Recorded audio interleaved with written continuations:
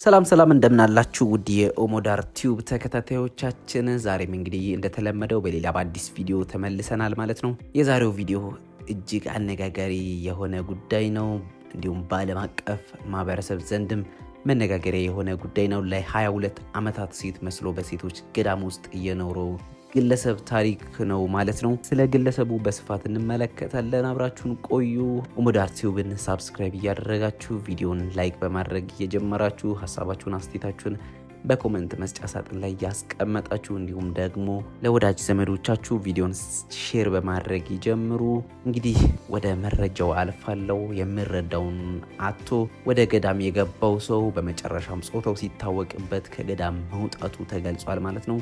በገዳም ውስጥም ከሴቶች ጋር በሚኖርበት ወቅት ወንድነቱ እንዳይታወቅ ከባድ ጥረት ሲያደርግ ቆይቷል። ለ22 ዓመታት ሴት መስሎ ነው እንግዲህ በሴቶች ገዳም ውስጥ ሊኖር የቻለው ወይንም ሊቆይ የቻለው። ፍራንክ ታቫሬስ የዶሚኒካን ሪፐብሊክ ሲሆን እናትና አባቱን በትራፊክ አደጋ ምክንያት ገና በሕፃንነቱ እንዳጣ ነው የሚነገረው። ተንከባካቢ ቤተሰብ ያጣው ይህ ሕፃን እንግዲህ በአቅራቢያው ወደሚገኝ አንድ የሴቶች ገዳም ያመራል።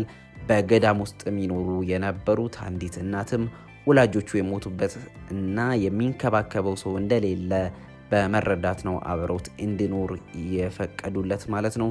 ረጅም ጸጉር፣ አፍንጫውና የፊቱ ቅርጽ የሴት መልክ የሰጠው ይህ ሰው እንግዲህ በገዳም ውስጥ ያስጠለሉት ሕፃን ልጅ ጾታው ወንድ መሆኑን እንደማያውቁም ተናግረዋል። ሲስተር ማርጋሪታ በሚል ስም የሚጠራው ይህ ሰው ከትንሽ ጊዜ በኋላ ሕፃኑን ያስጠለሉት እናትም ሕይወታቸው ማለፉን ተከትሎ እንግዲህ ይህ ሰው በሕይወቱን ከሌሎች የመነኑ ሰዎች ጋር እንዲኖር ይደረጋል። ከሴቶች መናኞች ጋርም በገዳም ውስጥ ሕይወቱን የቀጠለው ይህ ሰው እንግዲህ እያደገ ሲመጣ ወንድ መሆኑ እንዳይታወቅበት የተለያዩ ነገሮችን ሲያደርግ በርካቶች ተመልክተዋል ማለት ነው። ሰፋፊ ልብሶችን መልበስ፣ በተለይም አንድ ሴት ወደ አቅመ ሔዋን ስትደርስ ሰውነቷ ሰፋ እያለ ስለሚመጣ ያ ነገር እንዳይታወቅበት ብሎ ሰፋፊ ልብሶችን ይለብሳል። በተለይም ደግሞ እጅግ አነጋጋሪ የሆነ ጉዳይ ወር አበባ ህመም እንደነበረበትና ሌሎች የማስመሰል ድርጊቶችን ሲያደርግም እንደነበር ነው የተነገረው። በመጨረሻም በገዳም ውስጥ አብራው ከምትኖር እና ሲስተር ሲልቪያ ተብላ ከምትጠራ መናኝ ጋር የፍቅር ግንኙነት እንደጀመረም ነው የተነገረው። ሲስተር ሲልቪያም እውነተኛ ማንነቱ ሲታወቅ የፍቅር ጥያቄን ያለምንም መንገራገር ተቀብላ ጥሩ ጊዜ እያሳለፉ ያለ እርግዝና ይፈጠራል ማለት ነው።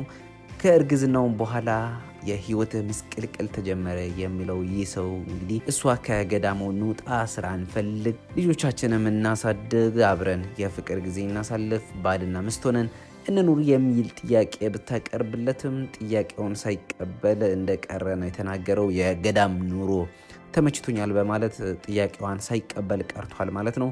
ከትንሽ ጊዜ በኋላ እንግዲህ ከገዳም ወጥቶ ወንድነቱን ተቀብሎ ስራ መጀመሩን የሚናገረው ይህ ሰው እንግዲህ ሲልቪያ ግን ከልጇ ጋር ወደ አሜሪካ መጓዟን ኦዲት ሴንትራል የዲሞኒካ ብዙሃን መገናኛዎችን ዋቢ አድርጎ ዘግቧል ማለት ነው።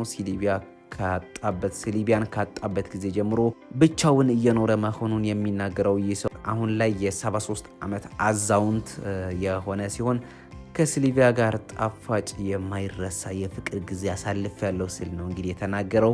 በበርካቶች ዘንድ መነጋገሪያ የሆነ ጉዳይ ነው። ይህን ወደ እናንተ ለማድረስ የወደድኩት ስለዚህ ነው። የማይታመን ማንም ሰው ደፍሮ የማያደርገው በተለይም ደግሞ ወደ እምነት ተቋም ወደ ገዳም ሲሆን የማይደፈር ነገር ነው። ማንም ወደማይደፍረው ቦታ ደፍሮ ገብቶ ህይወቱን እንግዲህ ለመኖር ችሏል። ለ22 ዓመታት ነው እንግዲህ በገዳም ውስጥ ሴት ሆኖ ራሱን ደብቆ የቆየው ማለት ነው። እጅግ አነጋጋሪ የሆነ መረጃ ስለሆነ ነው ያጋራኋችሁ። ከተመቻችሁ ቪዲዮን ላይክ ማድረጋችሁን እንዳትረሱ።